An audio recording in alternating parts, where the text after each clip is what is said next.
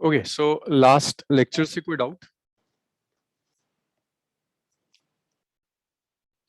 Mic on है ना आप लोगों का?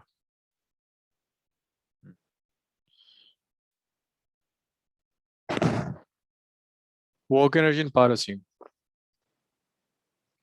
अच्छा, जब तक और बच्चे आ रहे हैं ना, एक दो क्वेश्चंस और देखो वर्क एनर्जी इन पावर पर। ग्रेविटेशनल पोटेंशियल एनर्जी पर दो क्वेश्चंस हो गए थे, एक और देखिएगा। नहीं, असीम भी नहीं है।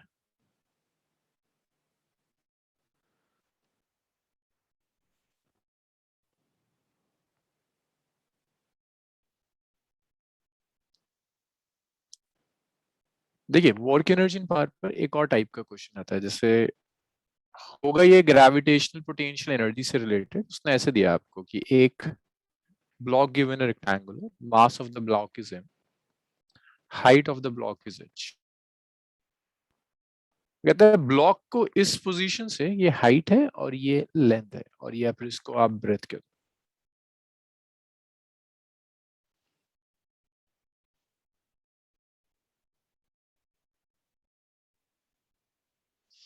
ये आप इसे ब्रेथ कह दीजिए।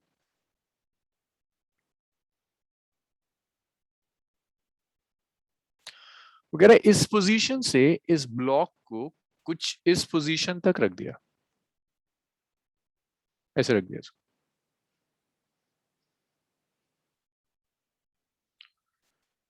ये एल हो गया, mass of the block is m। सो इसको कह देते हैं configuration 1 and this one is configuration 2 and this is configuration 2। तो मुझे चाहिए work done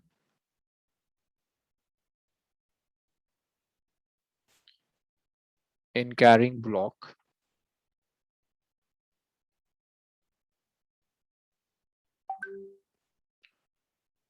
from configuration 1 to configuration 2। configuration 1 से configuration 2 तक ब्लॉक को लाने का वर्क डन चाहिए। सो देखो वर्क डन आप कैसे कैलकुलेट करोगे। वर्क डन के लिए आप ये यूज कर सकते हैं, work done is equal to change in potential energy. Work done by external force is equal to change in potential energy. So that could be final potential energy minus initial potential. अब potential energy आपको पता है क्या होता है, MGH. मुझे बताओ ये जो ब्लॉक रखा हुआ है, इज इट अ पॉइंट मास? कैसे आप पॉइंट मास ले सकते हो? हाँ जी एनवी, क्या इस ब्लॉक को आप as a point mass consider कर सकते हो? Yes sir. Point mass, point mass का मतलब होता है कि इसकी कोई डायमेंशंस नहीं है, ना लेंथ है, ना ब्रेथ है, ना हाइट है। ये तो एक रेक्टेंगुलर ब्लॉक दिया हुआ है, इट्स नॉट अ पॉइंट मास। ये नो पॉइंट सर, नहीं है, दी हुई है हमें। सो अगर आपको लेंथ ब्रेथ हाइट दिया हुआ है, मींस कोई फाइनाइट साइज की बॉडी दी हुई है, तो पहला काम आप क्या करोगे, उसका आप सेंटर ऑफ मास और सेंटर ढूंढ लो उस बॉडी का। सेंटर ऑफ मास एग्जैक्टली क्या होता है वो तो सेकंड चैप्टर नेक्स्ट चैप्टर में करते हैं, बट आप उसका सेंटर, उसके सेंटर का सेपरेशन बिल्कुल जो भी हाइट है उसका हाफ हो जाएगा। ये ब्रेथ है बी, तो ये सेपरेशन बी बाई 2 है। ऐसी ये वाला, इसका सेंटर का सेपरेशन कितना होगा यशिका? लेंथ है ना, सर L/2।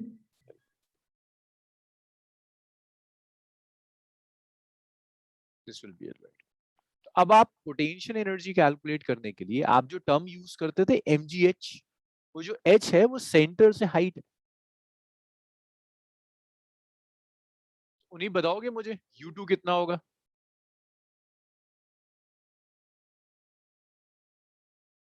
u2 कितना हो जाएगा उन्हीं? सर mgl h की जगह आप ये ले लोगे सेपरेशन, ये कितना mgl बाई 2।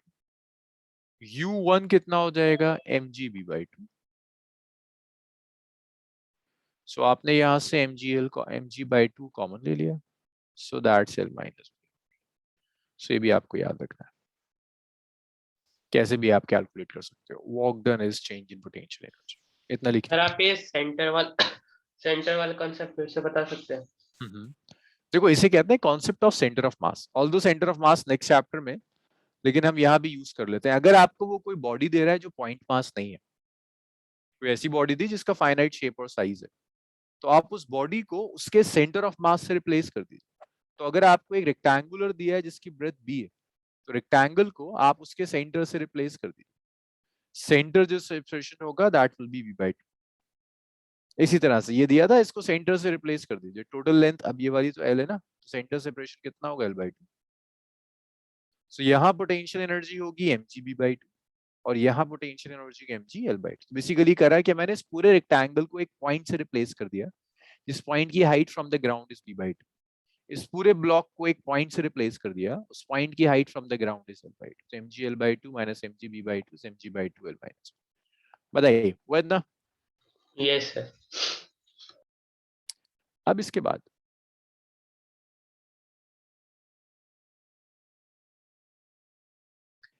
एक क्वेश्चन और करो, इसको लिख लो प्लीज, इसको लिख लो, फिर एक क्वेश्चन वर्क एनर्जी थ्योरम पर और करेंगे, उसके बाद फिर हम स्प्रिंग के क्वेश्चंस पर आएंगे।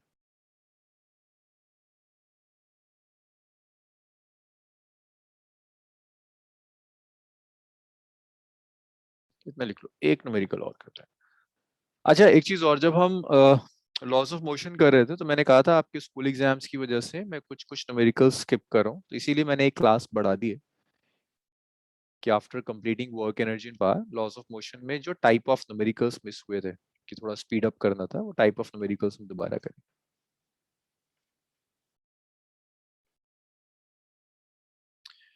थर्ड क्लास की टाइमिंग्स आप लोगों को मिल गई हैं? Yes, sir.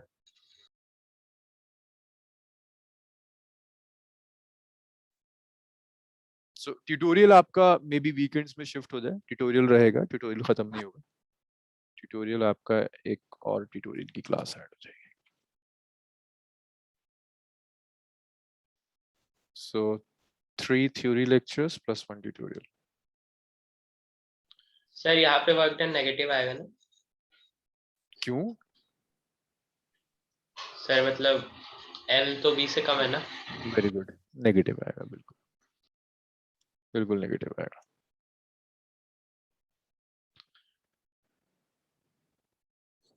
यहाँ तक लिख लिया ना आप लोगों ने? सर इससे पहले आपने कुछ करवाया था? नहीं नहीं यार, बस ये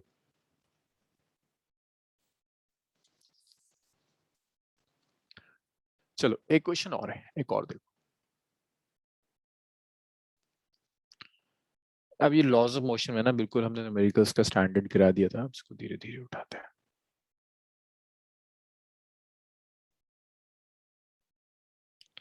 next question. So next question is, a small ball is placed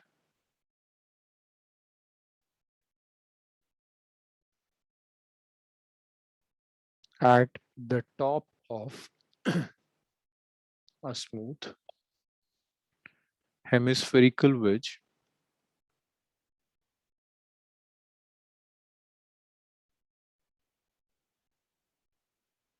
of radius capital R.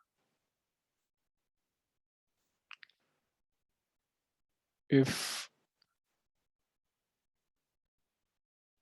wedge is accelerated with an acceleration A, find velocity of ball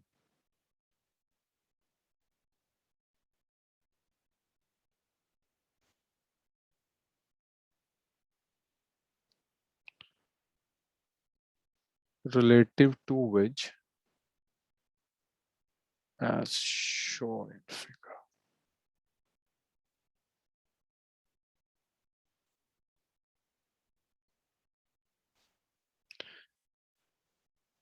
So ये आपको हेमिस्फेरिकल वेज दिया हुआ है ऐसा, एक बॉल ये गिवन है, ये वेज इस डायरेक्शन में एक्सीलरेट कर रहा है, ये बॉल स्लाइड कर कर यहाँ तक आ जाए, this angle is theta, this radius is R, ball यहाँ से यहाँ शिफ्ट हो गई। वो आपसे कह रहा है वेलोसिटी ऑफ बॉल कैलकुलेट कीजिए। एटलीस्ट क्वेश्चन लिखो फिर सॉल्व करते हैं।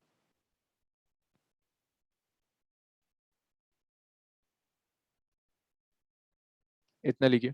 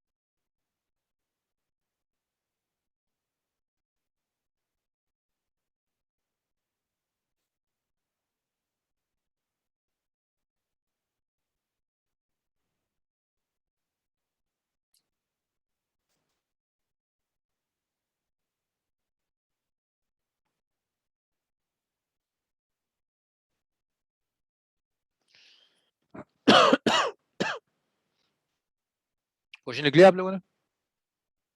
Yes, sir.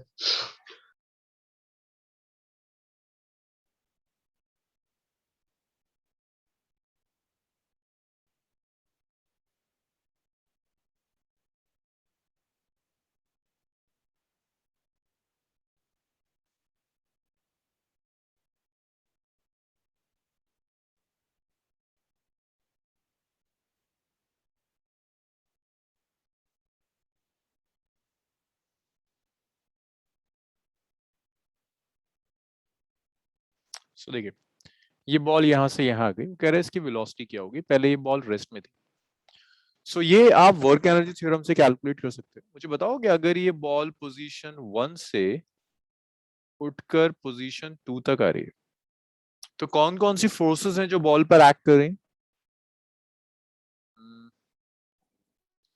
कौन बताएगा ये? नोहा, पोजीशन 1 से लेकर पोजीशन 2 तक कौन कौन सी बॉल फोर्सेस हैं जो बॉल पर एक्ट कर रही हैं? Just name of the forces बताते जाओ। नोहा।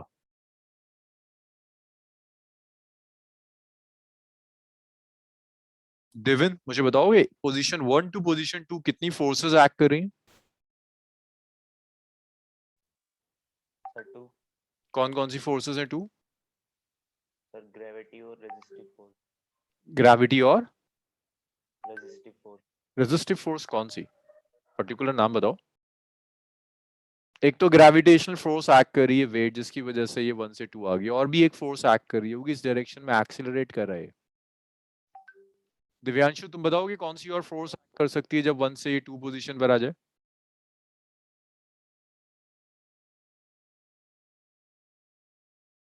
एक वेट एक्ट कर रहा है, वेट से लाइक यहाँ अगर बॉडी रखी है मास m की, तो इस मास m की बॉडी का वेट होगा जो यहाँ एक्ट कर रहा होगा। This is weight. यहाँ बॉडी रखी है मास m की, तो यहाँ डाउनवर्ड्स इसका वेट एक्ट कर रहा है। यहाँ से यहाँ आ गया, ये यहाँ, ये एक्ट कर रहा है। इसके अलावा और कौन सी फोर्स एक्ट कर रही है Yashika? Sir normal reaction. Normally action, normally action, चलो वेरी गुड। एक नॉर्मली एक्शन एक्ट करेगा ऐसे, यहाँ कांटेक्ट है रहा है तो एक नॉर्मली एक्शन एक्ट करेगा। और कौन सी फोर्स एक्ट कर रही होगी अनवी? Sir friction. फ्रिक्शन नहीं है, देखो फ्रिक्शन होता तो कहता कि रफ है, फ्रिक्शन कहीं नहीं दिया, दैट मींस, और ये भी कहा हुआ है स्मूथ है, फ्रिक्शन नहीं है। और कौन सी फोर्स है जो एक्ट कर रही है? ओपन क्वेश्चन सबके लिए। वेट मिल गया, नॉर्मली एक्शन मिल गया, सरफेस स्मूथ है तो फ्रिक्शन नहीं होगा, और एयर Centripetal. रेजिस्टेंस। हाँ कौन सा? एयर रेजिस्टेंस नहीं, मतलब जब उसने एयर दिया ही नहीं तो एयर रेजिस्टेंस नहीं होगा। अरे ये फ्रेम एक्सिलरेट कर रहा है, फ्रेम एक्सिलरेट कर रहा है, कौन सी फोर्स बची हुई है? Pseudo force. सूडो फोर्स होती है ना एक्सिलरेटिंग फ्रेम में एक्ट करती है। यस अक्षत सर। बताओगे मुझे, अगर ये लेफ्ट में एक्सिलरेट कर रहा है तो सूडो फोर्स कहाँ एक्ट करेगी? राइट। राइट में, यहाँ सूडो फोर्स एक्ट करेगी, ये सूडो फोर्स एक्ट करेगी। 3 फोर्सेस एक्ट कर रही हैं बॉडी के ऊपर, एक नॉर्मली एक्शन, एक वेट और एक pseudo force. Normally action surface के परपेंडिकुलर होता है। तो यहाँ पे मैं वर्क एनर्जी थ्योरम यूज करूंगा, यहाँ मैं कॉन्सेप्ट सिर्फ इतना यूज करूंगा कि जो टोटल वर्क डन है, total work done of the body, total work done is change in kinetic energy. So total work done is final kinetic energy minus initial kinetic energy. ये change in kinetic energy total work done होता है। अब ये total work done कौन कौन करता है? देखो work done gravity करती है, work done pseudo force करती है, और यहाँ पर work done normal reaction करेगा, which is final kinetic energy which is half mv square. Initially तो ये rest में था, तो initial kinetic energy तो zero होगी, half mv square minus initial is zero. That's my first equation. अब मुझे एक एक चीज कैलकुलेट करनी है कि वर्क डन कितना होगा। नॉर्मल रिएक्शन सरफेस के हमेशा परपेंडिकुलर होता है। सो कोई गेस कर सकता है नॉर्मल रिएक्शन का वर्क डन कितना होगा? जो भी सरफेस होगी, ये पूरी सरफेस नॉर्मल रिएक्शन सरफेस के हमेशा परपेंडिकुलर एक्ट करता है। तो अगर नॉर्मल रिएक्शन फोर्स डिस्प्लेसमेंट के हमेशा परपेंडिकुलर है, तो हाँ वर्क डन कितना होगा?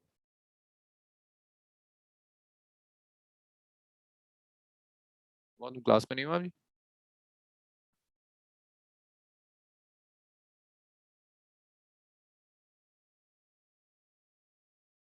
मुनीब बताओगे मुझे, फोर्स डिस्प्लेसमेंट के हमेशा परपेंडिकुलर है, वर्क डन कितना होगा? Sir 0। Fs cos 90 work done will be 0. So work done by normal reaction हमेशा 0 आएगा। अब देखते हैं work done by pseudo force। जब आप यहाँ pseudo force लोगे,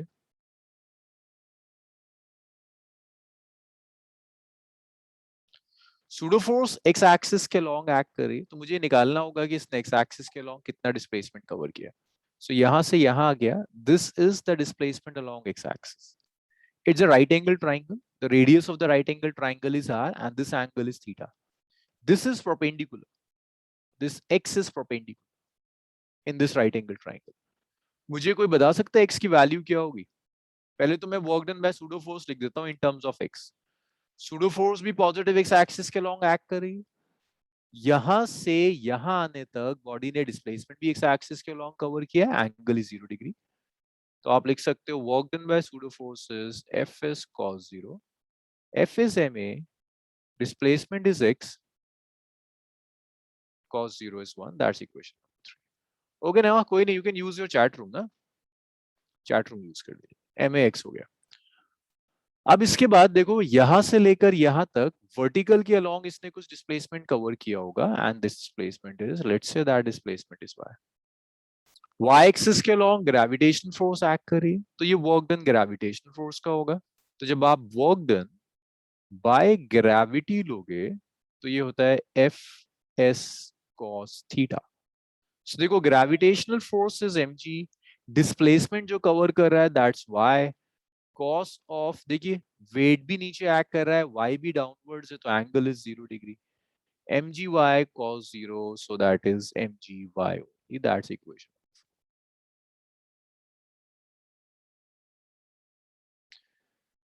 2, 3, 4 को उठाकर 1 में रख दीजिए। Equation number 2, equation number 3, equation number 4, तीनों को उठाकर 1 में रख दीजिए। तो जब आप इन सबको 1 में रखोगे तो देखो वर्क डन बाय ग्रेविटी है mgy,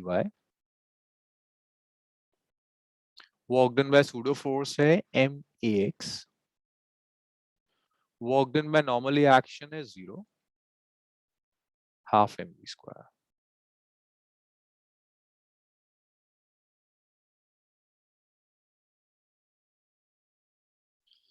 सो यहां से आप m कॉमन ले लीजिए, ये आ गया gy plus ax is equal to half mv square. So ये m गया और ये m गया, तो यहां से v स्क्वायर हो जाएगा, v square is twice of gy plus x। सो यहाँ से आप v कैलकुलेट कर सकते हैं, v हो जाएगा twice of gy plus x का रूट, v आ जाएगा root over twice of gy plus X. So ये आपने वेलोसिटी कैलकुलेट कर ली। अब यहाँ पर एक प्रॉब्लम है, एक्स और वाई नहीं दिया हुआ। एक्स और वाई के लिए मैं आपको यहाँ थोड़ा बहुत ड्रॉ करके दिखा रहा हूँ, जरा मुझे बताना। ये आपका हाइपरबोला है, ये रेडियस आर है, यहाँ बॉडी थी और इसको आप यहाँ ले आए, ये भी रेडियस आर होगा, ये एंगल थीटा, इसे मैं एक्स कह रहा हूँ। This is right angle triangle. मुझे बता सकते हो ये एक्स कितना होगा राइट एंगल ट्राइंगल में in terms of R and theta? कौन बताएगा? असीम बताओगे? Right angle triangle, simple right angle triangle, ये एक्स कितना होगा इस राइट एंगल ट्राइंगल में in terms of R and theta?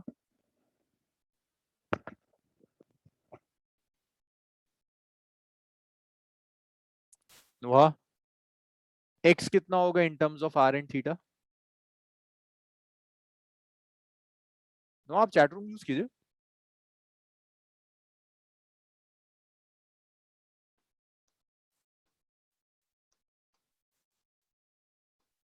Yashika, ये तो बड़ी गलत बात है, इतनी सिंपल सिंपल सी कैलकुलेशन है।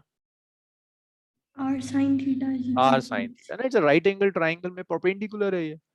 आप लिख सकते हो साइन थीटा होगा perpendicular upon hypotenuse, so your X is R sine theta. इसी तरह से ये जब यहां से यहां आया तो y के अलॉन्ग कुछ कवर किया, दैट्स व्हाई। r और थीटा की टर्म्स में कोई बता सकता है मुझे y कितना होगा? अच्छा ये पोर्शन बता दो, ये कुछ दिन पहले भी आपने ये कैलकुलेशन करी है इस तरह की, ये इतना पोर्शन कितना होगा नम्रा? ये जो पोर्शन आ रहा है इतना, ये कितना होगा? L minus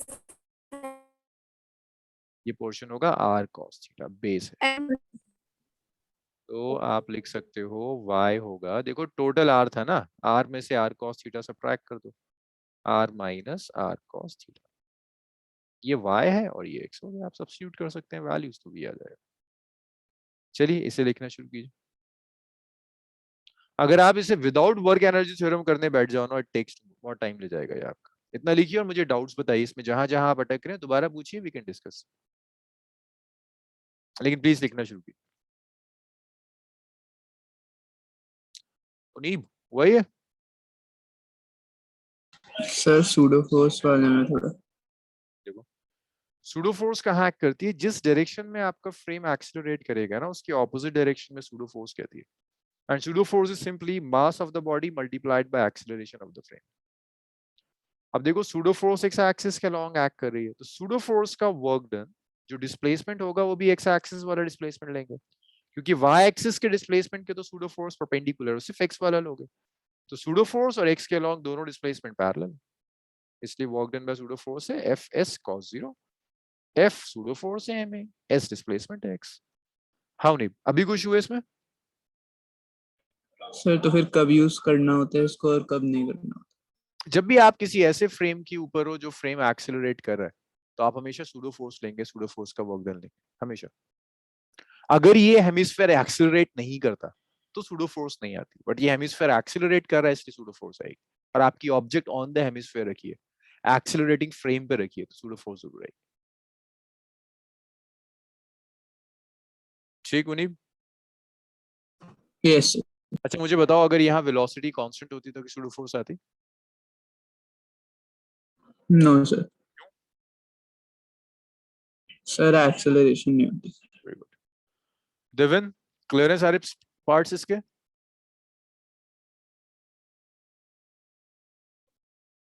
चलिए ठीक है।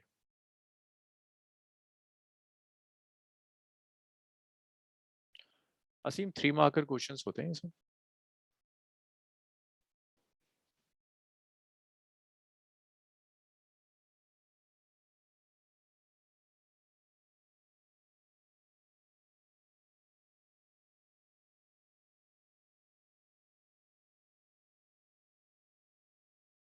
स्क्रॉल करूं इसे फर्दर? दिव्यांशु, नोहा, Yes, sir.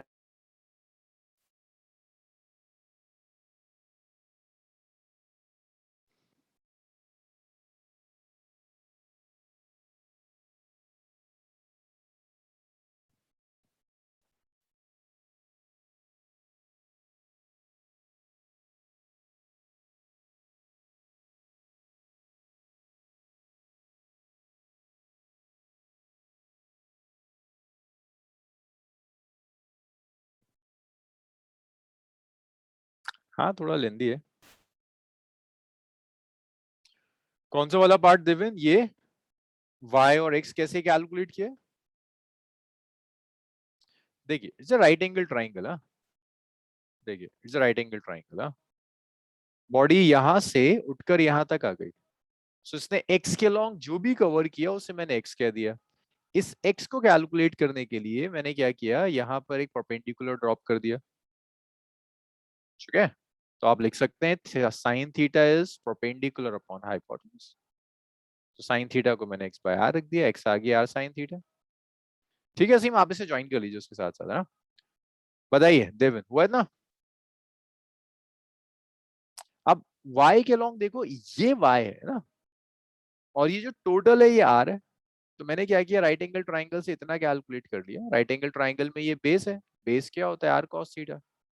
सो ये टोटल रेडियस था, उसमें से आर कॉस थीटा सब्ट्रैक्ट कर दिया तो वाई मिल गया। चलिए,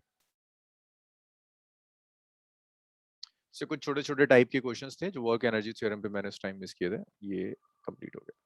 now come back to spring. Spring अप करते हैं स्टडी।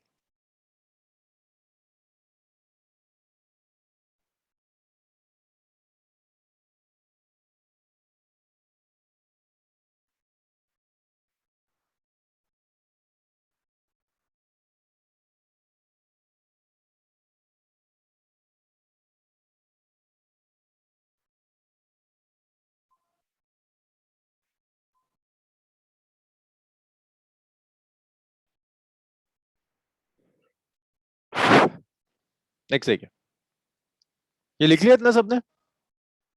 नम्रा, Yes, sir. स्प्रिंग ये हमने डिस्कस कर लिया था कि आप जब भी स्प्रिंग को स्ट्रेच करेंगे, स्प्रिंग में एक रीस्टोरिंग फोर्स एक्ट करती है। That restoring force is always directed towards the mean position. इसे आप लिख सकते हैं, it's directly proportional to displacement from the mean position. आप इसे लिख सकते हो minus of K X. F restoring force हो जाएगी, के स्प्रिंग कांस्टेंट होगा, एस डिस्प्लेसमेंट हो जाएगा फ्रॉम द मीन पोजीशन। कि मीन पोजीशन से डिस्प्लेसमेंट कितना है, दैट इज 6। के आपका स्टिफनेस बताता है, इसको स्प्रिंग कांस्टेंट कहते हैं, इसके SI यूनिट इज न्यूटन पर मीटर। यहां तक हम कर चुके थे। स्प्रिंग में कुछ न्यूमेरिकल्स आएंगे। देखो स्प्रिंग पर आप दो तरह के न्यूमेरिकल्स करोगे। फर्स्ट टाइप ऑफ न्यूमेरिकल आप स्प्रिंग करोगे जो लॉज ऑफ मोशन से रिलेटेड होगा। जैसे लॉज ऑफ मोशन में हमने नॉर्मली एक्शन किया था, टेंशन किया था, फ्रिक्शन किया था, ऐसे ही लॉज ऑफ मोशन से रिलेटेड स्प्रिंग के ऊपर क्वेश्चंस आते हैं।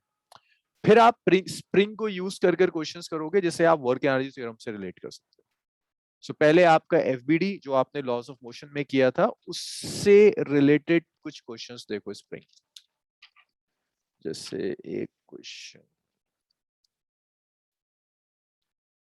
जस्ट वन सेकंड भाई, लास्ट वाले में तो कोई प्रॉब्लम नहीं है किसी को?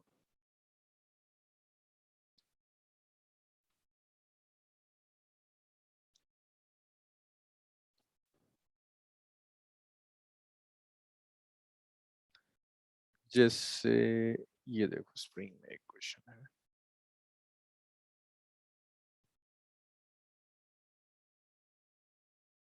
कहता है दो ब्लॉक्स हैं,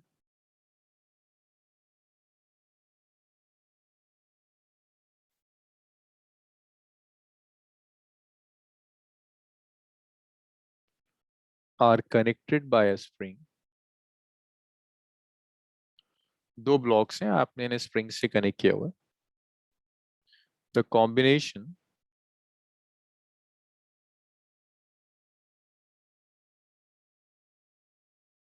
इज सस्पेंडेड। क्वेश्चन प्लीज साथ साथ लिखते रहो। At rest from string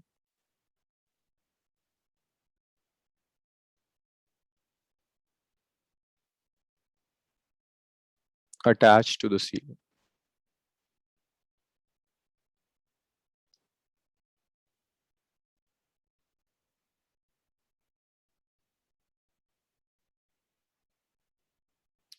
String breaks suddenly.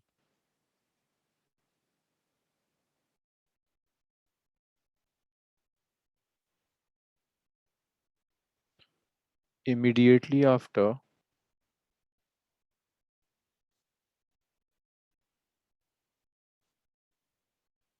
the string breaks,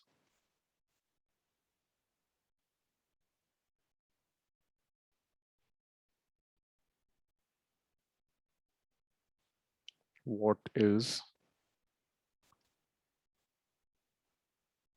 the initial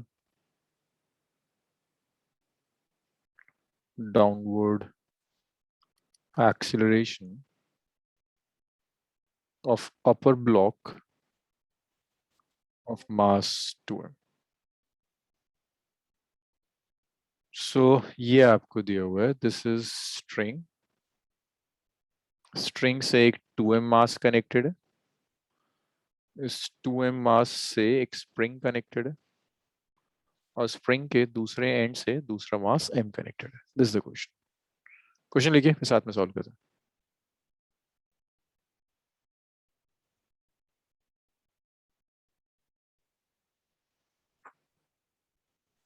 और इसे भी ना पार्ट्स में सॉल्व करेंगे, कुछ कुछ आप लोग मेरी हेल्प करोगे कि क्या क्या फोर्सेस एक्ट करें.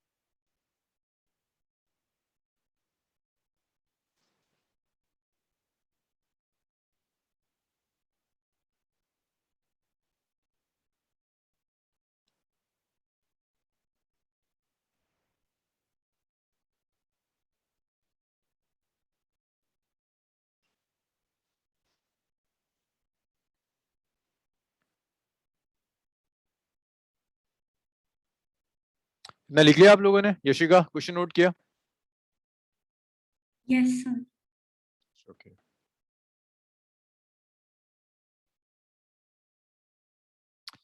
अच्छा, बताना जरा शुरू करो मुझे कि ये जो मास m है, इसके ऊपर ये वाला मास है, इसमें नहीं, ये वाला 2m पर बताओ क्या क्या फोर्सेस एक्ट करे हैं. नम्रा से स्टार्ट करते हैं. नम्रा, 2m पर क्या क्या फोर्सेस एक्ट करे? Gravitation, डायरेक्शन के साथ, और मैग्नीट्यूड क्या होगा? downwards, कितना होगा? 2 mg, 2mg. और कौन सी फोर्स एक्ट करेगी? spring, spring force. किस डायरेक्शन में एक्ट करेगी? downwards, देखो, स्प्रिंग फोर्स का डायरेक्शन डिसाइड करने के लिए सबसे पहले ये डिसाइड करो कि इस पर्टिकुलर कॉन्फ़िगरेशन में स्प्रिंग आपकी स्ट्रेच होगी या कंप्रेस होगी. क्या लगता है आपको? stretch, स्ट्रेच हो जाएगी. अगर स्प्रिंग स्ट्रेच हो गई तो स्प्रिंग कंप्रेस होने की कोशिश करेगी. कंप्रेस होने के लिए जहां स्ट्रेच हुई है उसके ऑपोजिट डायरेक्शन में फोर्स एक्ट करेगी, ऐसे रिस्टोरिंग फोर्स एक्ट करेगी. सो यहाँ जो रिस्टोरिंग फोर्स एक्ट करेगी that is down. Restoring spring force का डायरेक्शन डिसाइड करने के लिए हमेशा ऐसे ही चला करो कि स्ट्रिंग स्ट्रेच हो रही है, कंप्रेस हो रही है. आ रहा हूं वसीम, देखो, और ये स्ट्रिंग है. और कौन सी फोर्स एक्ट करेगी Divyanshu? Divyanshu. Sir mass of body पे ना हाँ, 2m पर. 2m सर, एक टेंशन ऊपर वाली स्ट्रिंग Tension. पे और नॉर्मल रिएक्शन. वही, बस. नॉर्मली एक्शन क्यों आएगा? नॉर्मली हाँ एक्शन सर, नहीं आएगा दो सर, नहीं सॉलिड आएगा. सर्फेस. कांटेक्ट में नहीं है, नहीं आएगा. असीम, आप बताना शुरू करो, मास m पर क्या क्या फोर्सेस एक्ट कर रहे हैं? हाँ जी Aseem. Sir gravitation, gravitation mg. और स्प्रिंग फोर्स, कहाँ एक्ट करेगी? सर ऊपर की फोर्स. तो ये क्वेश्चन को दो पार्ट्स में आप सॉल्व करेंगे. वो आपसे कह रहा है जब आपने स्ट्रिंग को कट कर दिया ना, तब बताना क्या होना है. तो पहले मैं इसे सॉल्व कर रहा हूं. इनिशियल कंडीशन है before cutting the string. Before cutting the string, string को कट करने से पहले, कट करने से पहले आपको देखना है कि क्या होगा. अब m इक्विलिब्रियम में, तो अगर आपने मास m ले लिया, मास m के ऊपर दो फोर्सेस हैं, एक फोर्स नीचे एक्ट कर रही है mg और दूसरी force spring force upwards act कर रही है। अगर ये इक्विलिब्रियम में है तो आप नोहा मुझे बताओगे कौन एफएस और mg में क्या रिलेशन होगा? सिस्टम इज इन इक्विलिब्रियम में, कहीं नहीं जा रहा। अरे असीम मुझे पता है, तुम्हें पता है। Very good Noha. fs will be equal to mg. Let's call this as equation number 1. Similarly अगर मैं 2m का fbd बनाता हूं तो direction downward spring force act कर रही है, डाउनवर्ड्स 2mg एक्ट कर रहा है, अपवर्ड्स टेंशन एक्ट कर रही है। सो अब देखो जितनी फोर्स ऊपर एग्जैक्टली उतनी नीचे, तो आप लिख सकते हैं कि T will be equal to spring force plus 2mg. That's equation number 2. तो ये इक्वेशंस तब है जब आपने इसे कट नहीं किया। अब देखो final condition after cutting the string.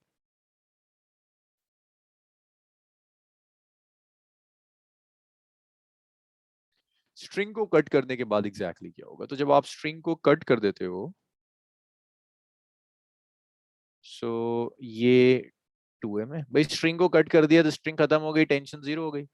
Downwards weight act कर रहा है 2mg और नीचे ही स्प्रिंग भी लगी हुई है, तो एक स्प्रिंग फोर्स भी होगी विच इज fs। मुझे बताओ अनवी, इस फिगर को देखकर क्या लग रहा है, 2m रेस्ट में होगा या डाउनवर्ड्स एक्सीलरेट करेगा? से डाउनवर्ड्स एक्सीलरेट करेगा। डाउनवर्ड्स एक्सीलरेट करेगा ना। एंड लेट्स सी कि इस के साथ क्या होगा, मास m के साथ डाउनवर्ड्स mg। ये देखो पर स्प्रिंग स्प्रिंग तो अभी भी कनेक्टेड है ना, तो स्प्रिंग फोर्स तो कहीं नहीं जा रही। इसके साथ क्या होगा, m के साथ क्या लगता है, m भी एक्सीलरेट करेगा या m अभी रेस्ट में रहेगा? सर एम भी एक्सीलरेट करेगा। यहां पर ही कॉमन मिस्टेक होती है। देखो m सर ये में रेस्ट में होगा अभी शायद। m यस m में कोई तो चेंज ही नहीं आया ना, पहले भी स्प्रिंग फोर्स एक्ट कर रही थी, अब भी स्प्रिंग फोर्स एक्ट कर रही है। स्ट्रिंग को कट करते ही ना ऐसा नहीं होता कि स्प्रिंग फोर्स जीरो हो जाती, कुछ ना कुछ स्प्रिंग फोर्स एक्ट कर रही होती।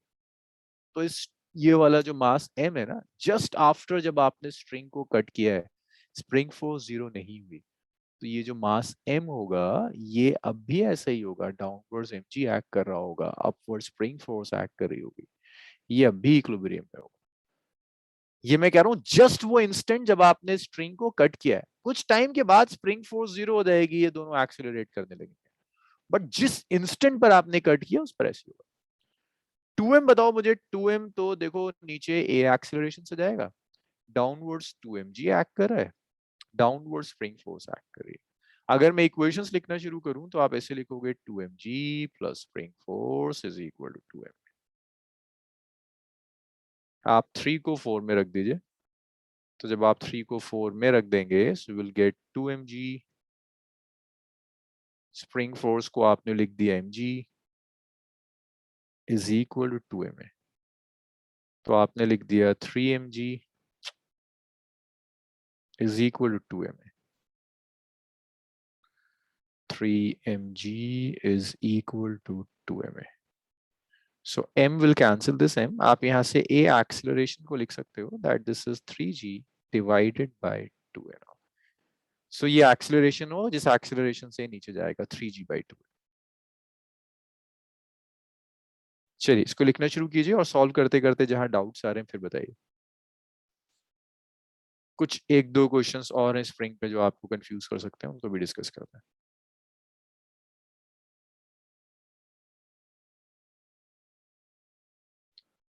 अक्षर थ्योरी में आपका कुछ मिस नहीं हुआ, बस ये न्यूमेरिकल मिस हुआ है। आप लॉग आउट हो ओके गए थे, सर। अभी मैंने थ्योरी में यस कुछ सर। नहीं कराया, बस जस्ट न्यूमेरिकल्स हो रहे हैं। स्प्रिंग पर बहुत टाइप ऑफ न्यूमेरिकल्स बनते हैं, पहले उसे कंप्लीट करेंगे फिर कुछ देखेंगे।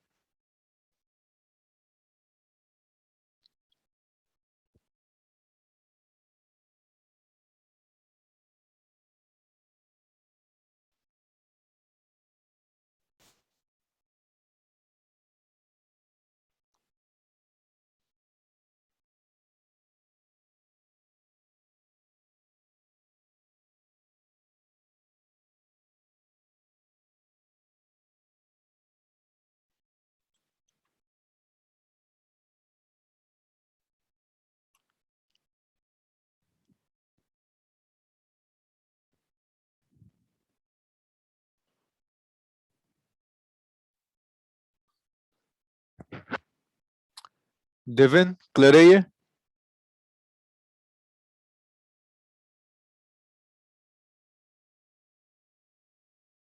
दिव्यांशु कोई प्रॉब्लम इसमें? No sir. नेक्स्ट देखो, नेक्स्ट थोड़ा सा और इन्वॉल्व होगा, थोड़ा सा और इन्वॉल्व होगा नेक्स्ट क्वेश्चन।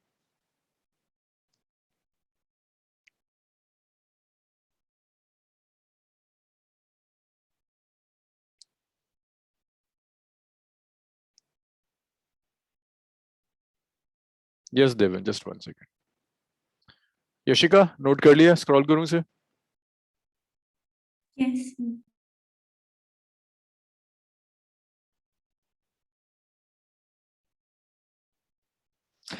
अनफॉर्चुनेटली इस पर ना एनसीईआरटी में क्वेश्चंस नहीं है। एनसीईआरटी में इसमें जो क्वेश्चंस दिए हैं वो सिर्फ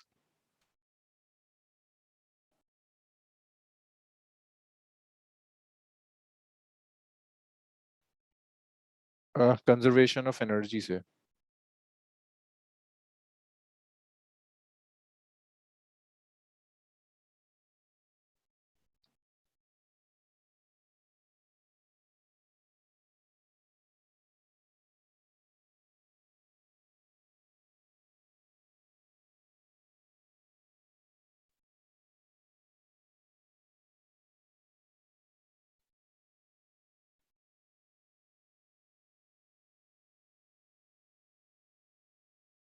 आप लिख लो प्लीज, मुझे बताओ, मैं स्क्रॉल करता हूँ। अभी तो बहुत क्वेश्चंस हैं इसमें। इसमें हुए तो तुम्हारे एग्जाम्स की वजह से ना मैंने कुछ कुछ क्वेश्चंस कराने कम कर दिए थे। अच्छा, स्कूल में क्या हो रहा है अभी? ग्रेविटेशन। सब मुझे एक बार प्लीज एक एक करके बता दे, जो क्या क्या चल रहा है स्कूल में। सर टर्म 1 का रिवीजन चल रहा है। ओके, सर मेरा फ्लूइड्स चल रहा है। फ्लूइड्स चल रहा है। सर टर्म 1 का रिवीजन। टर्म 1 का रिवीजन है अभी, ठीक है। सो maybe I will skip chapter number 7 and we'll do chapter number 7 after fluid, क्योंकि ज्यादा स्कूल्स में ना इसके फौरन बाद सॉलिड्स और फ्लूइड स्टार्ट हो जाएगा, फिर आपके टेस्ट स्टार्ट होंगे, उसमें फिर गैप आएंगे। So maybe after work energy and power we'll shift to solids and fluids, mean chapter number 9। और अभी नवंबर में ना 12th के बोर्ड्स एग्जाम्स है, तो उसमें ऑलमोस्ट 15 डेज 12th की बिल्कुल बैचेस नहीं होंगे, मैं काफी फ्री हो जाऊंगा। सो ड्यूरिंग दैट टाइम हम कुछ एक्स्ट्रा क्लासेस लेके विल फिनिश चैप्टर 7। सो ये एक पॉसिबिलिटी हो सकती है, इसको कंप्लीट कर कर वी कैन डिस्कस कि हम ऐसे भी कर सकते हैं, क्योंकि ये इन चैप्टर्स को आगे पीछे किया जा सकता है, कोई इशू नहीं होता। 6 तक कुछ मिस नहीं किया जा सकता, 6 के बाद कुछ चैप्टर्स पहले किए जा सकते हैं। ऑल्दो हम ग्रेविटेशन भी कंप्लीट कर सकते हैं, ग्रेविटेशन भी इजी सा है।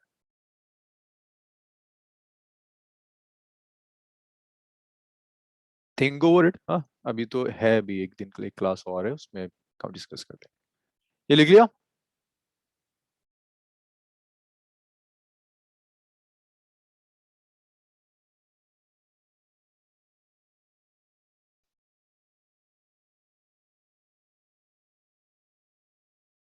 चलो जी, लिखा।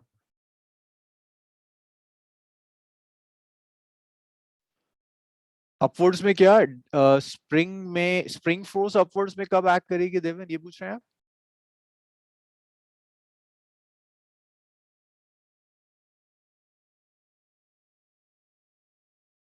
अच्छा, ये देखो देवन, इसमें देखो, जैसे तुमने स्प्रिंग ऐसे कनेक्ट कर दी ना, ये मास एम क्या करेगा, नीचे खींचेगा स्प्रिंग को, स्प्रिंग स्ट्रेच हो जाएगी। जब स्प्रिंग स्ट्रेच हो जाएगी तो स्प्रिंग कोशिश करेगी ना दोबारा से कंप्रेस होने की, दोबारा से कंप्रेशन की कोशिश करेगी स्प्रिंग।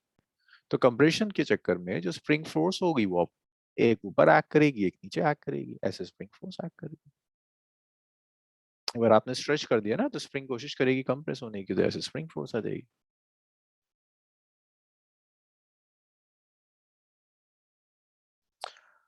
अच्छा, इसके बाद एक क्वेश्चन, कभी कभी पुली के साथ स्प्रिंग कनेक्ट करके दे देता है। जैसे एक ये क्वेश्चन होता है, क्वेश्चन लिखते रहना साथ में। इसमें फिजिक्स कम यूज होती है, कॉमन लॉजिक ज्यादा यूज होता है। On applying a force F,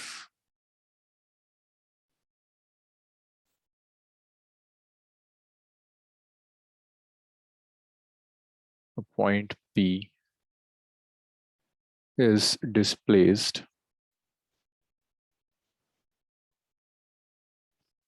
vertically down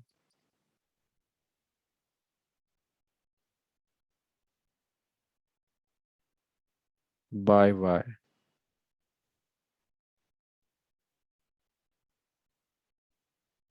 from equilibrium position.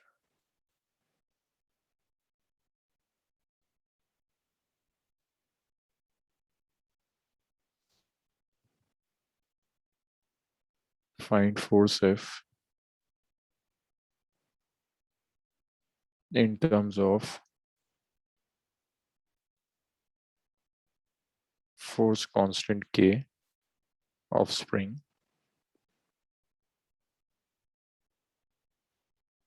and displacement Y.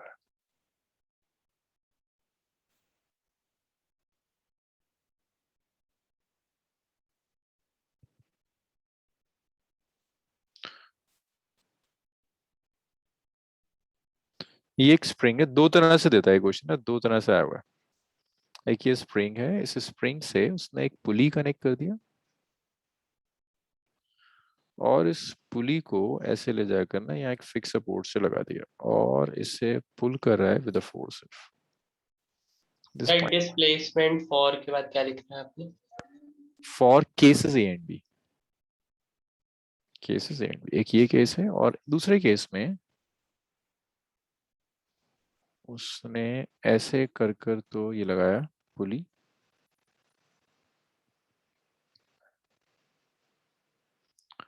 और डाउनवर्ड्स उसने फोर्स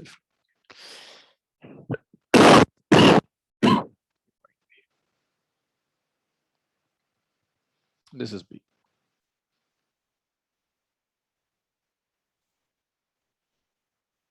ये स्प्रिंग कांस्टेंट के है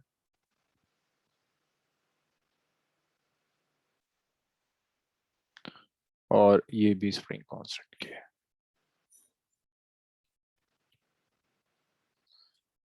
चलिए इसको लिख लीजिए प्लीज, फिर इसे साथ में सॉल्व करते हैं, थोड़ी थोड़ी सी आप लोग हेल्प करते जाओगे, सॉल्व हो जाएगा।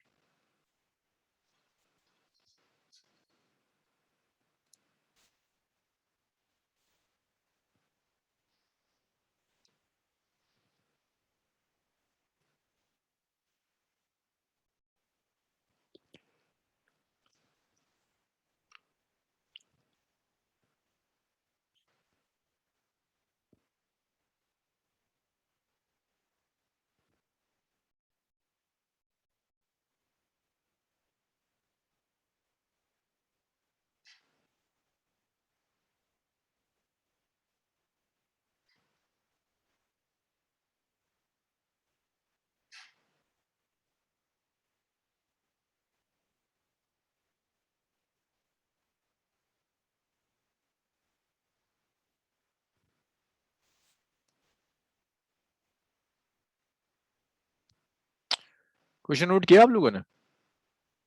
नम्रा, यस सर। अक्षत लिख लिया आपने? Yes, sir. चलिए जरा देखें कैसे सॉल्व होता है। सो ये आपको पुली गिवन है और यहाँ आपने पॉइंट दिया हुआ है। मुझे बताओ इस पुली पर क्या क्या फोर्सेस एक्ट कर रही हैं? हाँ अब्दुल्ला, क्वेश्चन ये डायग्राम गिवन है, फिगर गिवन है। अक्षत, इस पुली पर क्या क्या फोर्सेस एक्ट कर रही हैं ये बताओ मुझे प्लीज। फोर्सेस ऑन द पुली, क्या क्या फोर्सेस हैं पुली पर? Tension. टेंशन किस डायरेक्शन में एक्ट करेगी? Tension So downwards, downwards. एक टेंशन यहाँ एक्ट करेगी, वेरी गुड। दूसरी टेंशन upwards. यहाँ भी तो एक्ट करेगी डाउनवर्ड्स। और जब आप नीचे खींचोगे इसे तो स्प्रिंग के साथ क्या होगा? स्ट्रेच होगी, कंप्रेस होगी? Stretch. तो स्प्रिंग फोर्स कहाँ एक्ट करेगी? डाउनवर्ड्स और अपवर्ड्स? अगर आपने स्प्रिंग ली और उसे स्ट्रेच कर दिया, अपवर्ड्स। यस, तो स्प्रिंग कंप्रेस होने की कोशिश करेगी, spring force sir upwards. Tension वाला पार्ट फिर से बता दीजिए, नीचे क्यों एक्ट करेगी? देखो स्ट्रिंग है ना, टेंशन हमेशा away from the body act करती है, हमेशा। ये बॉडी है, इससे दूर एक्ट करेगी, ये बॉडी है, इससे दूर एक्ट करेगी हमेशा।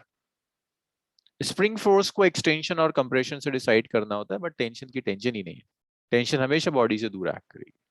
अब ये आपने खींच लिया, ए पार्ट में सॉल्व करो। और मैं कह रहा हूँ इक्विलिब्रियम है।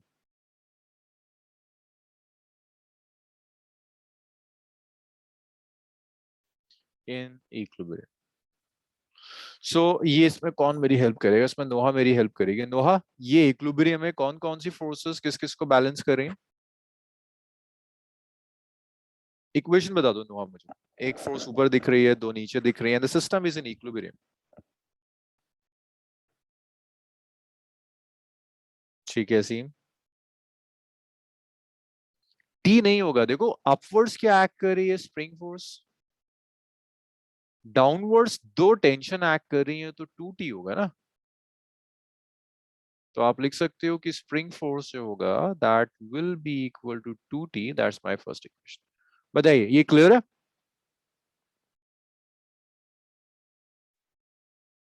अब एक चीज और देखो, ये जो आपने फोर्स F अप्लाई करी है ना, जितनी आप स्ट्रिंग पर फोर्स अप्लाई करोगे हाथ से, लाइक मैंने एक स्ट्रिंग ली, उस पर 10 न्यूटन की फोर्स अप्लाई करी, तो स्ट्रिंग मेरे हाथ को कितनी फोर्स से पुल करेगी एनवी? अगर मैं एक वायर ले रहा हूं, उसे 10 न्यूटन की फोर्स से पुल कर रहा हूं, तो वायर मेरे हाथ को कितनी फोर्स से पुल करेगी? Sir 10 Newton. 10 Newton. That means अगर मैंने इस स्ट्रिंग पर P पॉइंट पर F फोर्स अप्लाई करी, तो स्ट्रिंग ने, मैंने अगर ये फोर्स अप्लाई करी है, तो स्ट्रिंग जो टेंशन अप्लाई करेगी वो कितनी होगी? F के इक्वल एक्शन रिएक्शन पे। तो ऐसे लिख सकते हो, tension in string is equal to the applied force. जितनी आपकी अप्लाइड फोर्स होगी उतनी टेंशन एक्ट करेगी। अप्लाइड फोर्स टेंशन कितनी है? T।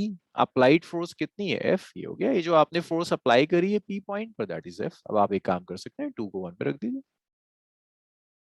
तो अब आपकी स्प्रिंग फोर्स आ गई। Your spring force is 2F। That's equation number 3। F calculate करना है, बट अभी स्प्रिंग फोर्स को ना एक्सटेंशन से कैलकुलेट करना होगा। देखो P पॉइंट को कितना डिस्प्लेस कर रहा है? ये किसने बहुत ढंग से पढ़ा होगा? उनीब ने बहुत ढंग से पढ़ा होगा। उनीब, P पॉइंट को कितना डिस्प्लेस किया? Sir Y. Y से। P पॉइंट को Y से डिस्प्लेस किया। अब ये P यहां था, P यहां तक आ गया, Y से डिस्प्लेस कर दिया। अब ये बस सोचने वाला काम है। अगर आपने P पॉइंट को Y से डिस्प्लेस किया, सारा लॉजिक इसी में। Point P is displace bye Y। Point P को Y से डिस्प्लेस कर दिया, तो मुझे बताओगे ये स्प्रिंग कितने से स्ट्रेच होगी? देविन तुम ट्राई करो। अगर मैंने इसको Y से स्ट्रेच, इसको P को Y से खींच दिया नीचे, तो ये जो स्प्रिंग है ये किस अमाउंट से स्ट्रेच हुई होगी? Y, नहीं, देविन नहीं है, लॉग आउट हो गया। दिव्यांशु तुम बताओगे, अगर मैंने इसको Y से स्ट्रेच किया तो स्प्रिंग किस अमाउंट से स्ट्रेच होगी?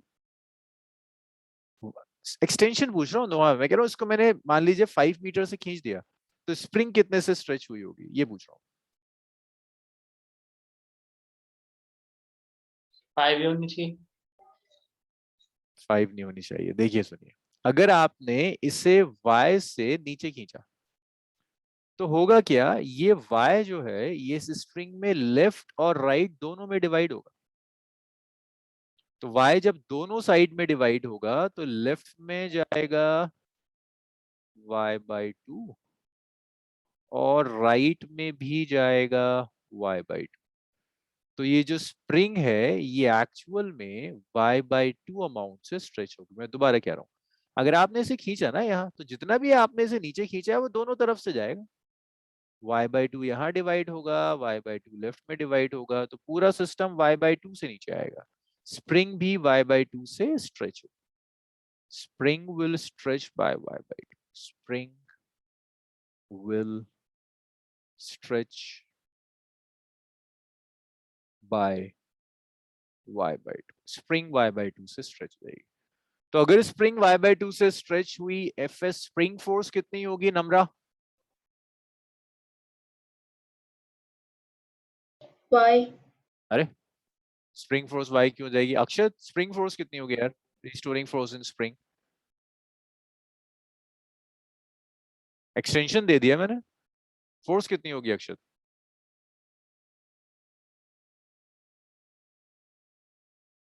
लो, अक्षत ये भी नहीं बताएगा।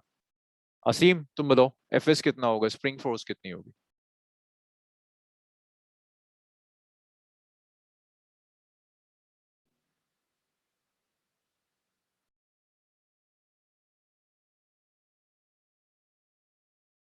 स्प्रिंग फोर्स होती है के इंटू एक्स। भाई ये तो था स्प्रिंग फोर्स का, एक ही तो फॉर्मूला पड़ा है अब तक। स्प्रिंग फोर्स कितनी होती है? के एक्स। नेगेटिव साइन बताता है डिस्प्लेसमेंट के ऑपोजिट डायरेक्शन में। जब एक्सटेंशन वाई है तो स्प्रिंग फोर्स कितनी हो जाएगी? के वाई बाई टू।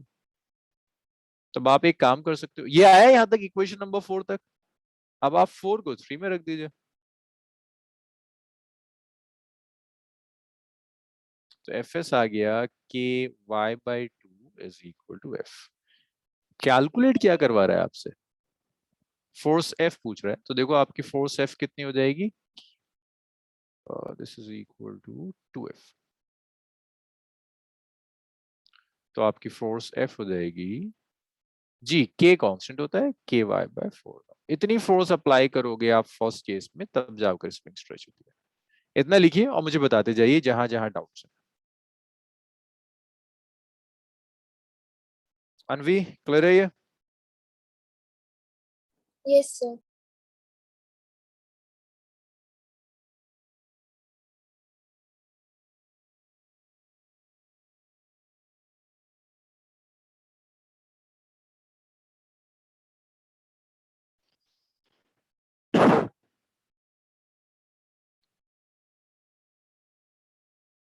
और सेकंड वाले के लिए, इस वाले के लिए मैं आपको, अच्छा आप इतना लिख लीजिए फिर मैं हिंट देता हूँ। यशिका क्लियर हुआ सब? Yes, sir. अक्षत Yes, sir.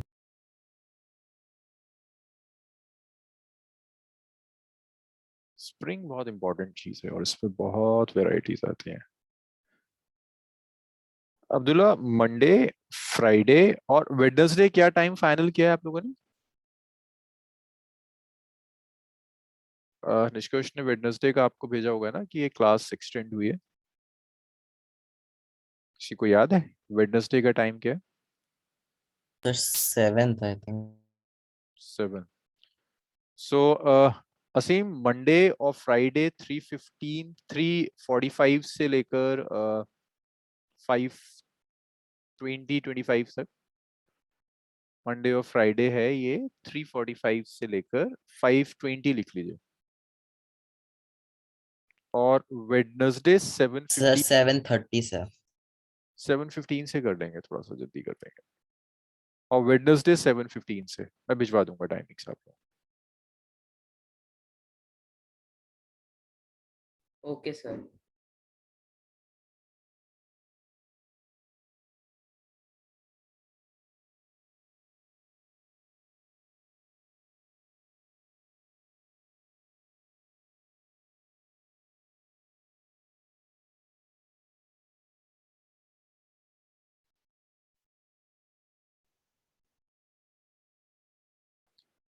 चलिए ये भी लिख लिया। अब देखो इस क्वेश्चन के लिए मैं आपको हिंट दे रहा हूँ और मैं आंसर भी लिख देता हूँ कि इस क्वेश्चन में अगर आप वाई पी को आप वाई से स्ट्रेच करेंगे तो ये जो स्प्रिंग है ना, ये स्प्रिंग 2y से स्ट्रेच होगी। और जो फोर्स आएगी आपकी ये फोर्स आ जाएगी 4 KY। ये आंसर है और ये हिंट है। अब आप इसे खुद ट्राई करेंगे। आंसर बता दिया मैंने, फोर्स 4 KY आई। अब इसी तरह से स्प्रिंग को और बहुत बहुत तरह से कंबाइन कर सकता है। इसको लिखिएगा, इसको आप ट्राई करेंगे। So that was about spring force. 2 questions और होते हैं स्प्रिंग फोर्स में जो स्प्रिंग बैलेंस से बेसिकली कनेक्ट करके बना देता है। तो उसे देख लेते हैं, पहले से लिख लो फिर स्प्रिंग बैलेंस देखते हैं।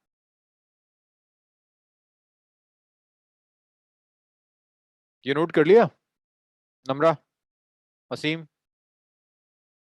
Yes, sir. ओके नेक्स्ट देखिए।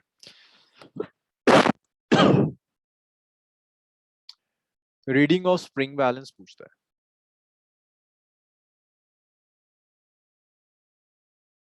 Reading of spring balance. आपको एक स्प्रिंग बैलेंस दे देगा और कहेगा स्प्रिंग बैलेंस की रीडिंग बताओ। जैसे ये उसने आपको स्प्रिंग बैलेंस दे दिया और उससे मास m अटैच कर दिया, फर्स्ट केस है। फिर उसके बाद उसने ऐसे कर कर एक बनाया, ये ना स्प्रिंग बैलेंस ऐसे बना हुआ है, ये स्प्रिंग बैलेंस लिया, ऐसे करके बनाया और यहाँ से दो मासेस अटैच कर दिया, पुली लगाई यहाँ, एक पुली यहाँ कनेक्ट की और दो मासेस अटैच कर दिया।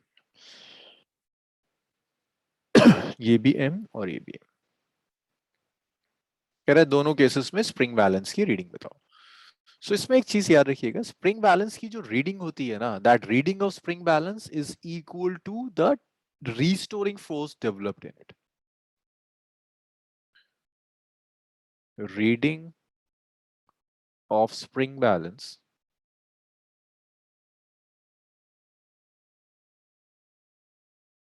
is equal to restoring force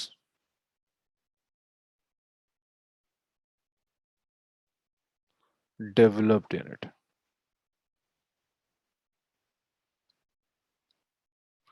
और आप ऐसे भी लिख सकते हो restoring force और tension developed in it.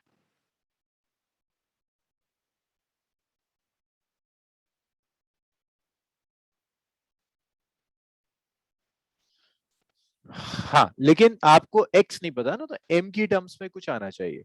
जैसे फर्स्ट पार्ट का अगर मैं आपको आंसर बताऊं तो यहाँ पर क्या क्या फोर्सेस एक्ट कर रही होंगी, डाउनवर्ड्स वेट एक्ट कर रहा होगा, अपवर्ड स्प्रिंग फोर्स एक्ट कर रही होगी। सो अक्षत, इक्विलिब्रियम में मुझे बता सकते हो स्प्रिंग फोर्स क्या क्या वैल्यू होगी? अक्षत सिन्हा, इक्विलिब्रियम में ए पार्ट में स्प्रिंग फोर्स की वैल्यू क्या होनी चाहिए, रिस्टोरिंग फोर्स कितनी होगी? Sir mg। किसके? mg के इक्वल है ना, F6 will be equal to mg। तो इसकी जो रीडिंग होगी वो रीडिंग mg के इक्वल आएगी। इसको ड्रॉ करिए, बी पार्ट का आंसर सबका चाहिए मुझे चैट रूम में। स्प्रिंग कांस्टेंट के दिया हुआ है आपको, हाँ मुझे सेकंड पार्ट में भी रीडिंग ऑफ स्प्रिंग बैलेंस चाहिए। भाई होस्ट को भेजिएगा, मैं होस्ट हूँ, करिए सॉल्व करिए।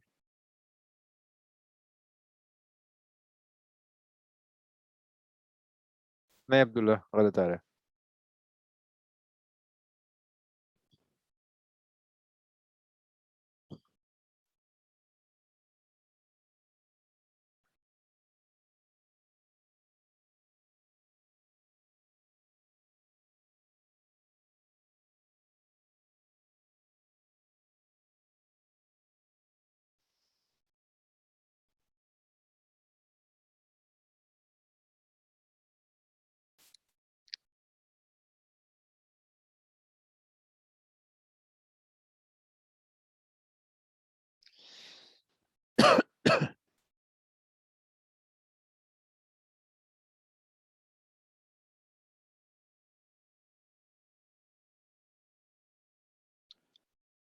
नहीं अब्दुल्ला, सेकंड पार्ट का किसी का आंसर नहीं आया, सिर्फ एक असीम ट्राई कर रहा है। और यशिका, वी, अक्षत, आपको कौन सा था? बी पार्ट ये वाला, इसमें बताओ, होस्ट को नहीं भेज, भेज। Host host host. सर ये स्ट्रिंग है ना? ये स्ट्रिंग है बच्चे, लेकिन ये स्प्रिंग बैलेंस है ना, ये स्ट्रिंग है, स्ट्रिंग से कनेक्ट कर दिया, लेकिन ये स्प्रिंग बैलेंस है। तो इसमें कितना रिस्टोरिंग फोर्स डेवलप होगी उस पर डिपेंड करेगा।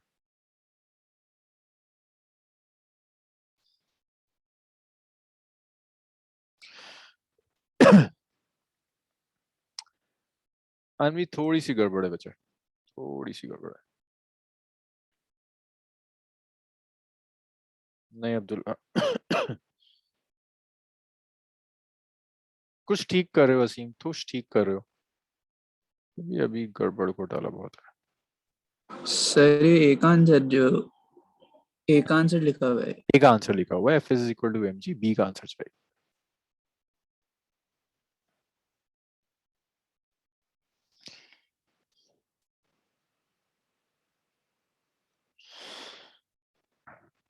एक्सक्यूज मी सर, सर मेरे आंसर में कुछ और ऐड करना रहता है। अनवी आपने ना टी और एफ एस ले लिया ना, ये दोनों एक ही चीज है, 2 बार हो गया ये। Okay, sir. Okay, sir. नहीं नए सीन में भी गड़बड़ है। कोई नहीं, देखो सुनो, पहले देखो इस पूरा सिस्टम इक्विलिब्रियम में है, मास पर क्या क्या फोर्सेस एक्ट करेंगे, डाउनवर्ड्स वेट एक्ट करेगा, है ना, अपवर्ड्स टेंशन एक्ट करेगी। तो यशिका बताओ मुझे, आप कुछ कंपेयर कर बैलेंस कर सकते हो सब इक्विलिब्रियम में? फिर दोनों इक्वल होंगे। तो बी पार्ट में पहले तो आप लिख सकते हो टेंशन और एमजी इक्वल होगा फर्स्ट पार्ट। अब स्प्रिंग फोर्स पर आओ, ये जो स्प्रिंग है इसमें यहाँ पर टेंशन एक्ट कर रही होगी और स्प्रिंग स्ट्रेच भी हो रही होगी, तो ऑपोजिट डायरेक्शन में यहाँ एक रीस्टोरिंग फोर्स एक्ट कर रही है, this is the restoring force of the spring. आप मुझे बता सकते हो क्या होगा ये? राइट में टेंशन एक्ट कर रही है, लेफ्ट में रीस्टोरिंग फोर्स एक्ट कर रही है, तो अभी भी स्प्रिंग इक्विलिब्रियम में, तो रीस्टोरिंग फोर्स और टेंशन इक्वल हो जाएगा। आप लिख सकते हो स्प्रिंग में restoring force would be equal to tension. 1 और t को इक्वेट कर लीजिए। So when you equate 1 and 2, you will get spring force will be equal to mg now. This is important. ये गलतियां करवा देता है आपसे। mg की इक्वल होगी, ये या तो इसे काउंट करेगा या ये इसे काउंट करेगा, ऐसे नहीं कि ये टोटल काउंट करेगा, या तो इसको काउंट कर रहा होगा या इसको काउंट कर रहा होगा, दोनों साइड से आपने बैलेंस कर दिया तो रीडिंग एक ही आएगी। हाँ तो आप गलत ले रहे थे ना, अगर आपने स्प्रिंग बैलेंस से दोनों साइड सेम मासेस अटैच कर दिए, जैसे यहाँ भी देखो, यहाँ mg नीचे था तो ऊपर टेंशन भी सर तो act दोनों करी। साइड नहीं होगा इसके मतलब? नहीं नहीं तो नहीं नहीं नहीं नहीं। ऐसा क्यों? सर अगर एक जगह भारी मास होता तो फिर? तो जो नेट होता है ना वो एक्ट कर रहा होता है। सब्ट्रैक्ट करते हैं ना आप, एक तरफ mg 2mg, एक तरफ mg, तो 2mg माइनस mg, तो सर अगर ऐसा क्वेश्चन देंगे तो बस हम एक साइड का निकाल एक के साइड, लिखेंगे। यस। Okay sir.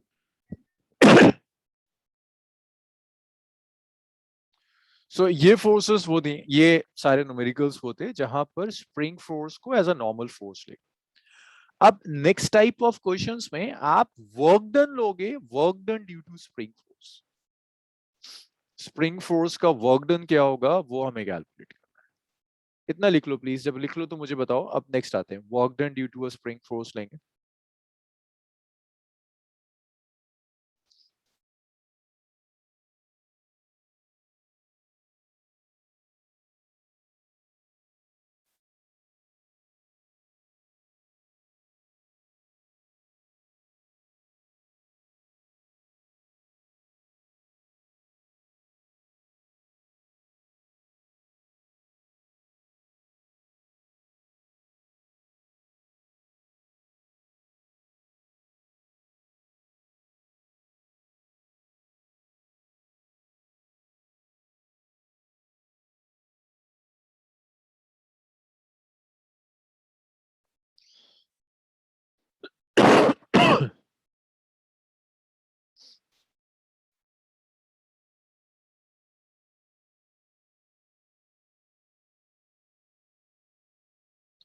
चलिए ये हो गया, नेक्स्ट देखिए।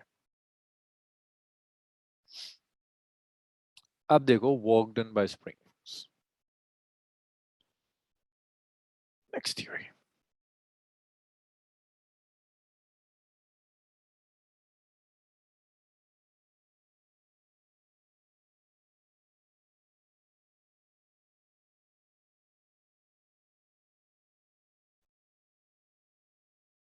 हाँ पहले तो ये बताओ स्प्रिंग फोर्स फोर्स कैसी है, कांस्टेंट फोर्स और अ वेरिएबल फोर्स, तभी तो कैलकुलेट कर पाएंगे। ये स्प्रिंग है, ये स्प्रिंग अपनी मीन पोजीशन पर थी, या इसमें ना डायरेक्ट हम पोटेंशियल एनर्जी कैलकुलेट कर लेते हैं।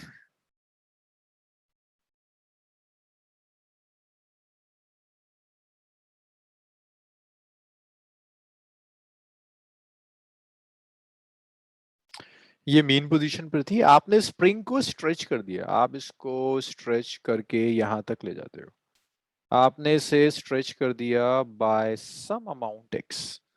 आप बताओगे इसमें कितनी स्प्रिंग रीस्टोरिंग फोर्स एक्ट करेगी?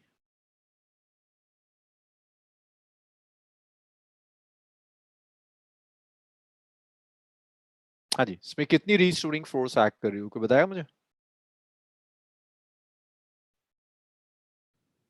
अक्षत, अगर मैंने स्प्रिंग को x अमाउंट से स्ट्रेच कर दिया, इसमें कितनी रीस्टोरिंग फोर्स एक्ट करती है? Sir F kx Minus of kx. Noah, it's a constant force or a variable force? Yes, Noah. Is it a constant force or a variable force? देखो Yashika, is it a constant force or a variable force? Sir, variable. Variable, x very करेगा ना, जितना ज्यादा आप spring को stretch करोगे x very करता चला जाएगा. It's a variable force. Negative sign तो इसका डायरेक्शन बताता है. अब मुझे चाहिए work done by spring force, work done by spring force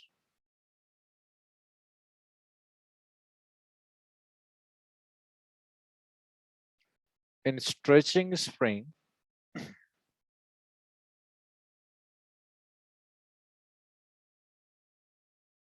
from 0 to x. Spring को 0 से x तक स्ट्रेच करने में जो वर्क डन करना होगा स्प्रिंग फोर्स को, वर्क डन आपको कैलकुलेट करना है. तो आप लिख सकते हैं वर्क डन होगा 0 से लेके x तक minus of not minus, work होता है f dx, f dot dx. Devin जरा बताना मुझे कि अगर मैंने इसको राइट में स्ट्रेच किया, स्प्रिंग फोर्स लेफ्ट में एक्ट कर रही है, एंगल क्या है between displacement and force? Devin, force और डिस्प्लेसमेंट के बीच में देविन एंगल क्या होगा?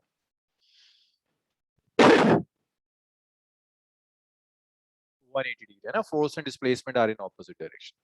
तो जब आप इसे ओपन करोगे तो आप इसे ऐसे ओपन करोगे, 0 टू x फोर्स का मैग्नीट्यूड, डिस्प्लेसमेंट का मैग्नीट्यूड इनटू cos 180.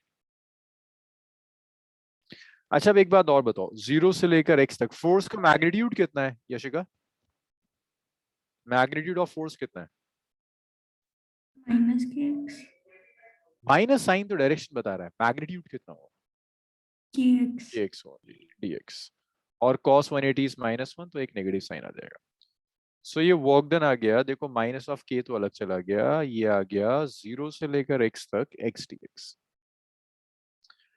अब मुझे एक बात और बताओ, this is minus of k. x को अगर मैं इंटीग्रेट करता हूं, x का इंटीग्रल क्या होगा? x square by 2. It's 0 to x. Now आप लिमिट सब्स्टिट्यूट करोगे, it's minus k by 2.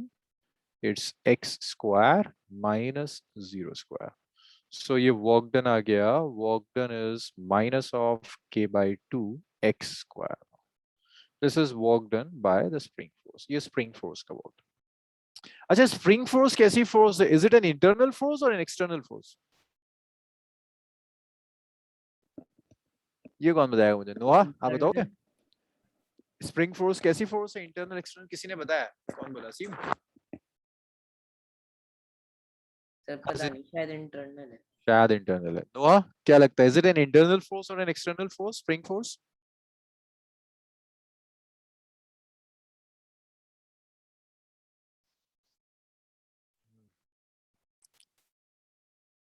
Anvi, internal external? Sir, internal.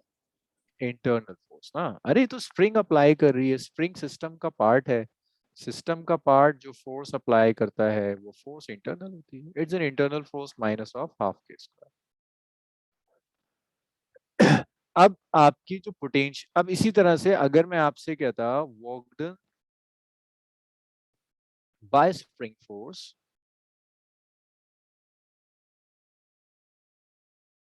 in stretching it from x1 to x2.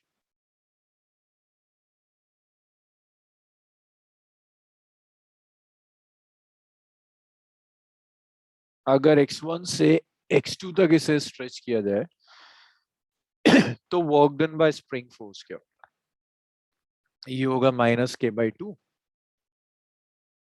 Final position का स्क्वायर माइनस इनिशियल स्क्वायर. जैसे यहाँ पर सिर्फ limits में तो change आएगा x1 से x2 तक, तो ये हो जाएगा, ये था x स्क्वायर माइनस 0 स्क्वायर, ये होगा x2 square minus x1 square. अब मुझे चाहिए potential energy difference. Potential energy difference. तो यही मैं लिखता हूं, दो अलग अलग पोटेंशियल एनर्जी डिफरेंस आएंगे। Potential energy difference delta U. Potential energy difference और वर्क डन में रिलेशन चाहिए मुझे। उन्हीं क्या रिलेशन है वर्क डन और पोटेंशियल एनर्जी डिफरेंस में?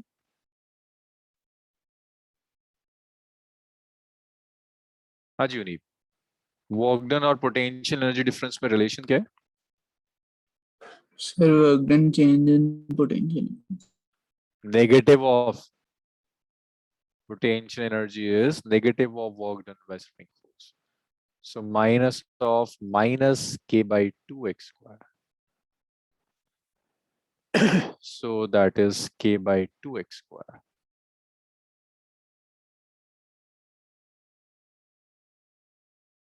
So ये आ गया आपका change in potential energy आ गया k by 2x square now. ये change in potential energy. अब इसी तरह से अगर यहां मैं आपसे कहता हूं पोटेंशियल एनर्जी डिफरेंस कैलकुलेट कीजिए, तो आप लिखोगे change in potential energy is negative of work done by spring, minus minus plus हो जाएगा, it's k by 2 x2 minus x1 square. So आप इसे यूज करोगे। अब एक चीज और याद रखिएगा, यहाँ इनिशियली तो कोई एक्सटेंशन नहीं था, तो आप इसे ऐसे लिख सकते हैं कि आप ऐसे लिख सकते हो डेल्टा u होगा u2 minus u1 is equal to k by 2x2। भाई इनिशियली आपकी स्प्रिंग में कोई एक्सटेंशन नहीं है, कोई कंप्रेशन नहीं है, तो आप लिख सकते हो u1 इज इक्वल टू 0। तो जैसे ही आपने u1 को 0 रख दिया, आपका u2 आ जाएगा दैट्स k बाई 2x2। तो ऐसे आप कैलकुलेट कर सकते हो कि जो पोटेंशियल एनर्जी होगी आपकी that would be k by 2x2।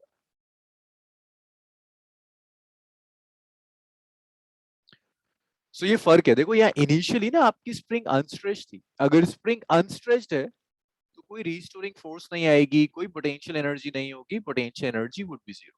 Potential energy आएगी तब जब आप स्प्रिंग को स्ट्रेच करना शुरू करते हैं। जैसे यहाँ पर जब आपने स्ट्रेच करना शुरू किया तब इसमें पोटेंशियल एनर्जी आनी शुरू हुई, हाफ के एक्स स्क्वायर या k by 2x2। Work done जो भी आया that is equal to potential energy difference. Potential energy difference is negative of work done by spring force. इसे लिखिए, एक ग्राफ प्लॉट करेंगे, फिर इसमें न्यूमेरिकल स्टार्ट।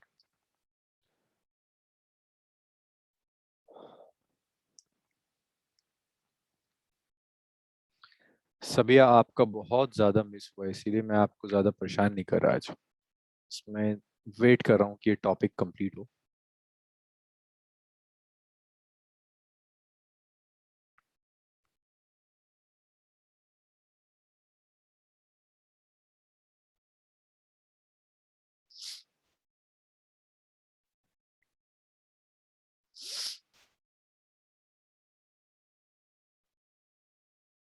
इतना लिख लो तो प्लीज बताओ मुझे, मैं स्क्रॉल करता हूँ इसे फर्दर।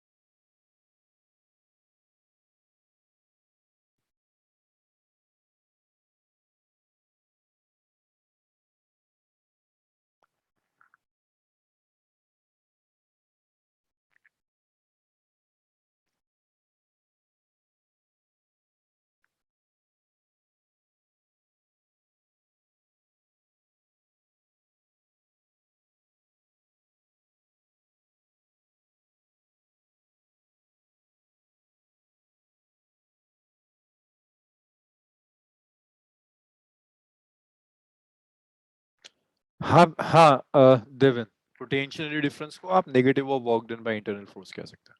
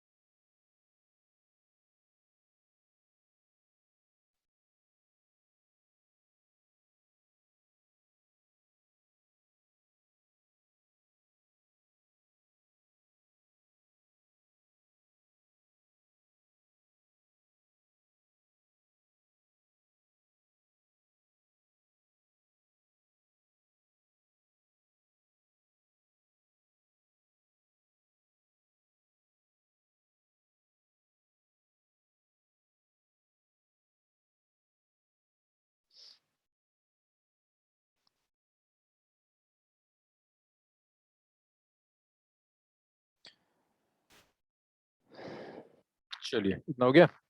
नेक्स्ट देखिएगा, पोटेंशियल एनर्जी डिफरेंस के बाद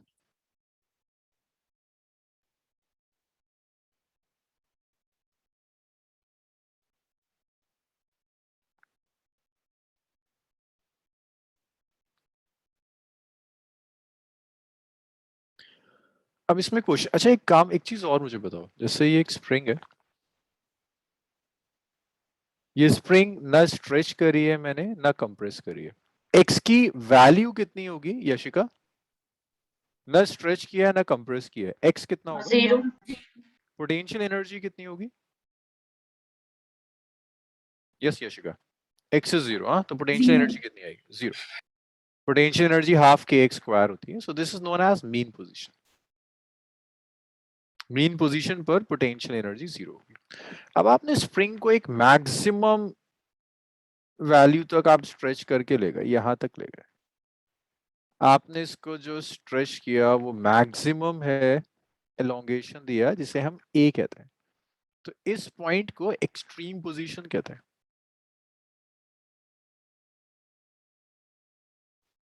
जब आप एक्सट्रीम पोजीशन पर पोटेंशियल एनर्जी कैलकुलेट करोगे, सो दैट इज हाफ के ए स्क्वायर, और अगर एलोंगेशन मैक्सिमम है तो पोटेंशियल एनर्जी भी मैक्सिमम होगी, यू मैक्स हो जाएगा। फिर इसे कंप्रेस करते हैं, आपने इसे कंप्रेस कर दिया, इट्स एम, ये आपने इसे कुछ कंप्रेशन दिया, जो मैक्सिमम कंप्रेशन दिया दैट्स माइनस है, तो यहाँ जो पोटेंशियल एनर्जी होगी, देखो इस पोजीशन को भी आप एक्सट्रीम कहोगे, दो एक्सट्रीम पोजीशंस होती हैं, एक एलोंगेशन से आती है, एक कंप्रेशन से आती है, तो ये जो एक्सट्रीम होगा इसको आप लिख सकते हैं हाफ के इंटू माइनस ए का स्क्वायर, सो आप इसे लिख सकते हैं इट्स हाफ इंटू के इंटू ए स्क्वायर। सो इन दोनों एक्सट्रीम पोजीशंस पर potential energy is maximum, mean position पर पोटेंशियल एनर्जी इज 0। ये आपका पोटेंशियल एनर्जी है और ये पोजीशन दिया हुआ है। जब आप ये ग्राफ प्लॉट करेंगे ना, so this graph will be like,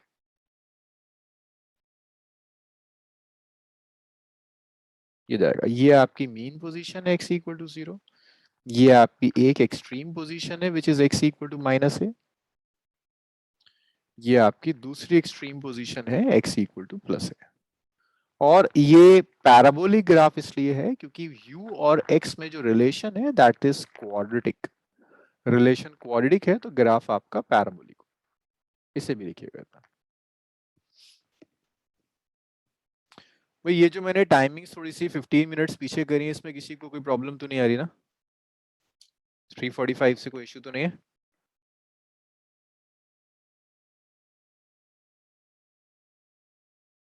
okay ठीक है, तो इसी पे कंटिन्यू करेंगे, और Wednesday I will start from 7:15। अनवी, देवन, ये Yes, ना एक sir. स्क्वायर के इश्यूज तो नहीं है इस टाइमिंग्स में? No, sir. सो ये जो पोटेंशियल एनर्जी है ना, ये एक्स स्क्वायर के प्रोपोर्शनल है देवन, और अगर क्वाड्रेटिक इक्वेशन होती है then your graph is parabolic, इसलिए if your equation is quadratic तो ग्राफ का शेप ही पैराबोलिक होगा। इसका लीनियर होती है तो स्ट्रेट लाइन होता है, क्वाड्रेटिक हो जाए तो पैराबोलिक है, ये वही चीज यूज कर।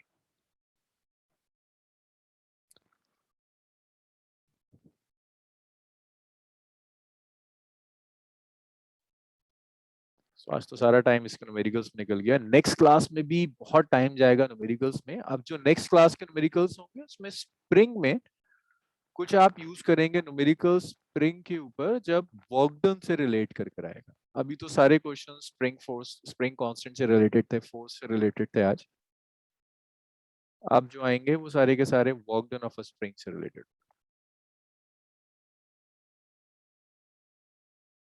इतना लिखा, स्क्रॉल करूं इसे नम्रा? Yes, sir.